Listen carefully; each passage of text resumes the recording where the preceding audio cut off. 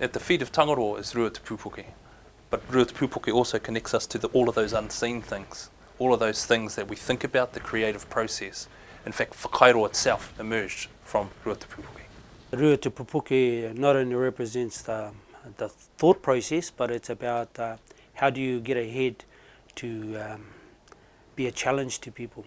And so we took the head of a taiaha and made it the Ūpoko, and that creates the challenge for us. I've always thought that you get a little idea like this mahau, and then you expand on it, and that's pupuke, is to grow and build. I mean, all the rōpū are going through that process at the moment of building their performance. Will the groups, when they turn up on the day, bring their best? When they carry their tupunas on stage, will they bring their best? So that head is a challenge to them, bring your best or go home.